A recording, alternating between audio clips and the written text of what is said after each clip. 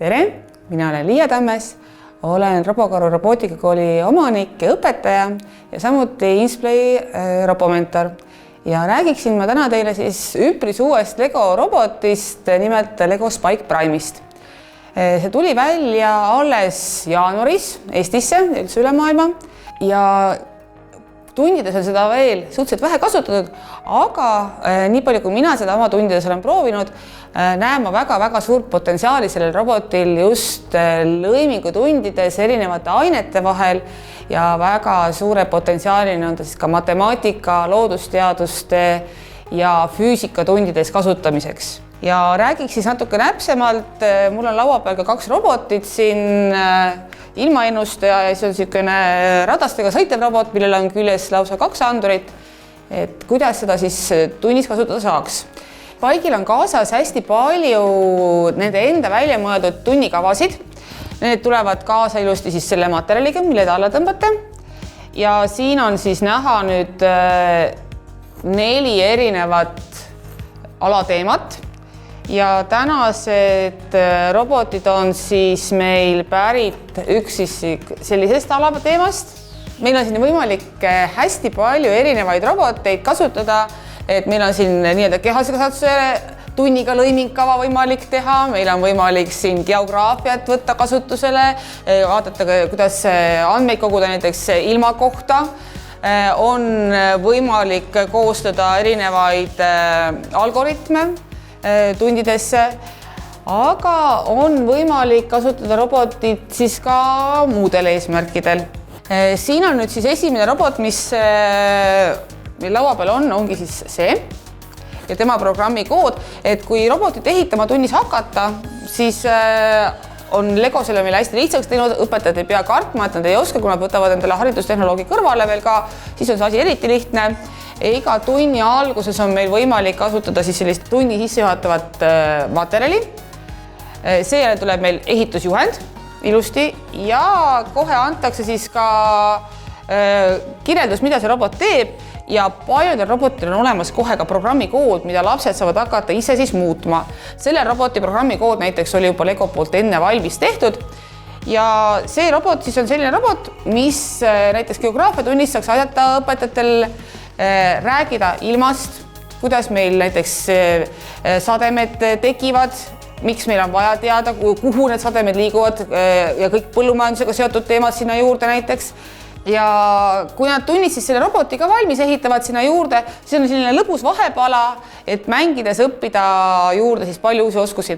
Et näiteks praegusel juhul, kui ma selle roboti siit käivitan, nii ta on mul vahepeal välja läinud, siis see programm on salvestatud talle siis siia kontrollerisse sisse ja otsin siis üles nüüd selle meie õige programmi ja kui ma ta käivitan, siis esimesena ta teeb alglaadimise ja kuna tänane ilmaennustus ütleb, et tuleb õhtupoole vihma, siis ta tõstab oma vihmavarju ilusti ülesse ja ka siin peal maatriksis siis näitab ilusti ära selle, et täna päike varsti enam ei paista. Et need andmeid ta kogub tegelikult siin internetis, siin on ka näha, et programmis, et ta otsib need kuskilt siis pilvest ja mingisugustest ilmaennustusportaalidest, saab kätte ja siis selle kaudu siis ta võtabki ja annab siis robotile käsud, et mida ta siis tegema peab. Mida veel saab teha siis erinevaid programme ja erinevaid robotid on siin veel, näiteks geograafia ja loodusõpetusega seoses saab rääkida prügikoristusest, juba räägitud ilmaennustusest, võib teda ühildada ka näiteks terviseõpetusega, kehalise kasvatusega, kus on treeningkavasid võimalik tutvustada ja panna robot näiteks sinuga koos trenni tegema või koos tantsima. Et see muudab selle tunni elavamaks, lastele lõbusamaks, aga samas annab meile siis ka võimaluse lisaks sellele samale tunnis õpitavale õppida juurde ehitamist, programmeerimist, omavahelist suhtlemist, et kõiki neid oskusi, mida tegelikult meil nüüd juba varsti kõigil vaja on, kui me uuesti tööle läheme. Nüüd, kui me võtame matemaatika ja füüsika näiteks, siis selle näidise jaoks on mul järgmine robot.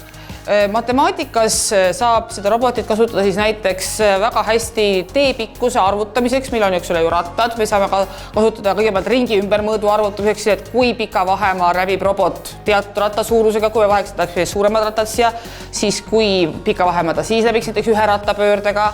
Lapsed saavad selle välja arvutada, pärast teha robotiga katseid, kas need arvutused olid õiged.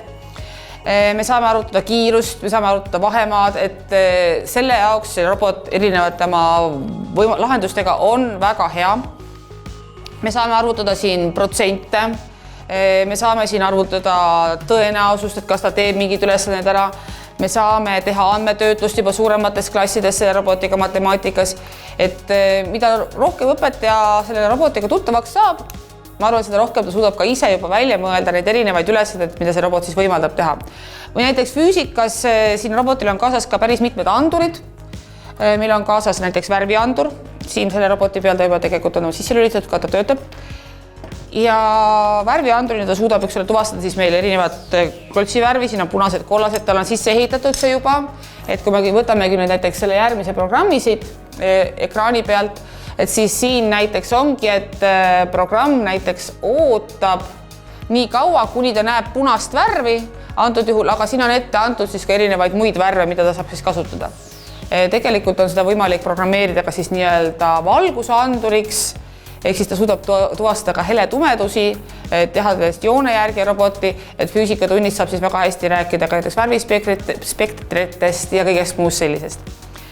Lisaks on olemas siin kaugusandur, jällegi füüsikatunnis väga kasulik, ka matemaatikatunnis erinevad mõõtmised, vahemad ja plaanide joonistamised, kõik muud, et me saame tegelikult selle robotiga mõõta ka näiteks, et kui kõrge on andurist kuni laeni vahemaa, et jällegi niisugune mõõtmisülesannete kasutamiseks väga hea.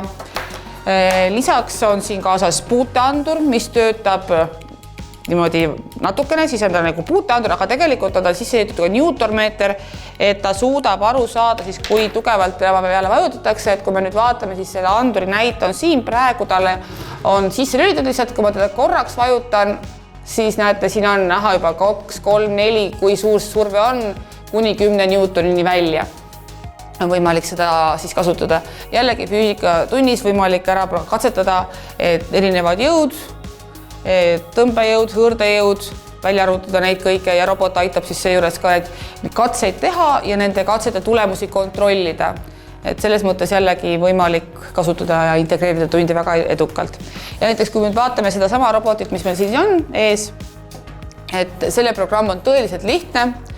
Jällegi juhend oli tal olemas Lego programmis endas. Programmi tegi valmis minu 6. klassis käiv poeg. Ja kui nüüd see programm siis käivitada, siis antud juhul programm ütleb meile seda, et ta ootab, kuni meie värviandur näeb punast värvi, ehk siis kui ma panen siia värvianduril ette kollase klotsi, siis programm ei käivitu.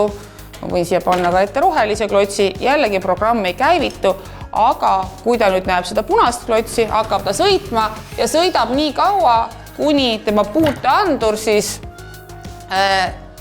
surutakse alla. Et jällegi annab võimaluse kasutada seda siis väga-väga mitmetes erinevates tundides. Rääkides siis erinevatest ettevalmistatud tundidest, mida Lego pakub, on nad ilusti ära jaotatud, nad on erinevate raskusastmetega, on antud ka niisugune enam-vähem aeg, kui palju selle tunni ettevalmistamiseks ja läbiviimiseks aega võiks kuluda. Ja siin on siis näha need erinevad robotid, näiteks on siin võimalik siis täpselt prügikoristuse robot, mida võib ka siis muuta, lapsed saavad seda katsetada jälle, et milline robot sobib kõige paremini näiteks, et kas ta peab olema tugevam, kas ta peab olema, millised haaratsid näiteks sellel robotil peaksid olema, et ta paremini prügi koristab. Meil on võimalik siin teha rohutirtsuga võistlusi ja jälle robotit uuendades ja muutes me saame katsetada, et millised kas rattad või mingisugused muud vahendid aitavad selle robotil edasi kiiremini liikuda. On osad ülesanded ka näiteks edasi lahendatud, et Lego on andnud juhendi või programmi, mis ei tööta täielikult. Ja andes lastele siis võimaluse, et nad peavad eest leidma selle vea, mis selles programmis või juhendis on, ära parandama ja siis saavad oma masina alles tööle näiteks. Ja jällegi see ülesanne on jagatud alati niimoodi, et seda tehakse kahekesti. Paljud juhendid ka on antud sedasi, et saavad 2 õpilast korraga ehitada samaaegselt, et üks ehitab näiteks pool robotit, teine ehitab pool robotit ja kui nad selle kokku panevad, siis nad saavad esiteks kiiremini valmis roboti ehitada ja nad saavad mõlemad siis ka selle nii-öelda ehituse kogemuse sellest robotist. Järgmine osa, mis meil võimalik siin kasutada on nii-öelda äriline osa. Nad on küll selle jaganud nii-öelda Kickstarteriks oma pealkirja järgi, aga samas jällegi meil on võimalik seda kasutada nii geograafiatundides, matemaatikatundides, näiteks võimalik siin robotile erinevate värvidega näiteks esitada tellimusi ja siis teha näiteks analüüsi, et milliseid näiteks kas siis komme, kui me ütleme, et punased on näiteks meil maasikakommid ja kollased on meil näiteks sidrunikommid, et kui terve klassitäis lapsi läheb ja valib endale mingisuguse kommi, mida ta eelistab, robot loeb selle jada nii-öelda endale sisse, siis saab pärast teha ülesannet selle kohta, et mitu protsenti lapsi näiteks eelistab meil maasikakomme, mitu protsenti eelistab meil sidrunikomme, võimalik teha andmeanalüüsi, võimalik teha erinevaid tabeleid, arvutusi, protsentarvutusi ja kõike muud. Siis on siin võimalik meile kaarte robotisse nii-öelda sisestada, siin on kaasas ka paar näidiskaarti, saab geograafiatunnis kasutada robotit näiteks selliselt, et anda ette lastele teed, mida robot peab läbima ja siis robot peab siis suutma selle tee ilusti vastavalt sellele kaardile ja vastavalt programmile siis läbi teha. On selliseid natukene nuputamisülesandeid, näiteks on võimalik teha safe, et kas lapsed suudavad selle safe'i lahti muukida või mitte. Lisaks kõigile muule on seda robotit võimalik kasutada ka sellises võistlusformaadis nagu First Lego League.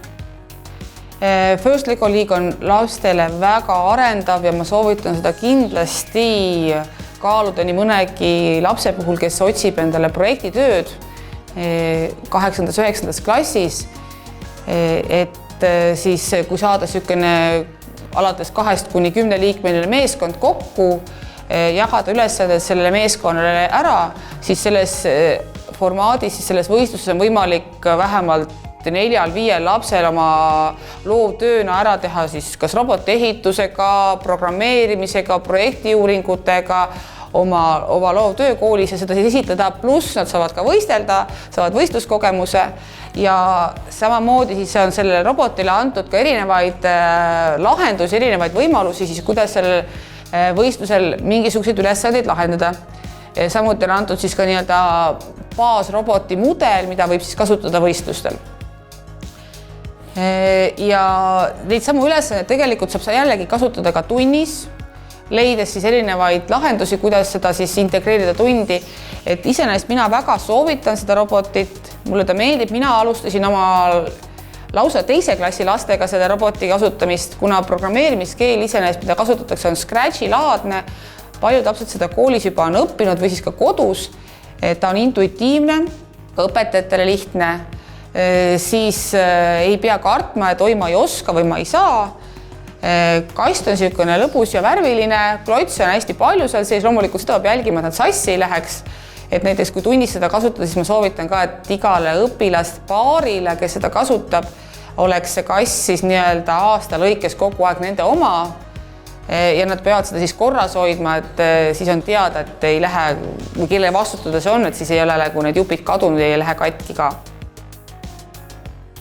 Lapsed, kellega ma tunnis seda kasutanud olen, väga ootavad neid tunde, neile väga meeldib ja tagasiside on olnud väga-väga positiivne. Loomulikult see ehitamise pool on nende jaoks kõige paeluvam, katsetamise pool ka. Nii et mina tõsiselt soovitan teha oma matemaatikatunnid sellega ägedamaks, teha ka füüsikat, ka geograafiat, ka loodusteadusi. Et proovige. Esialgu kas või võtke katsetamiseks laenake kuskilt üks komplekt õpetajatele ja ma usun, et te näete, et see on vahend, mida te kindlasti tahate oma kooli võtta ja lastele tunnid ägedamaks teha.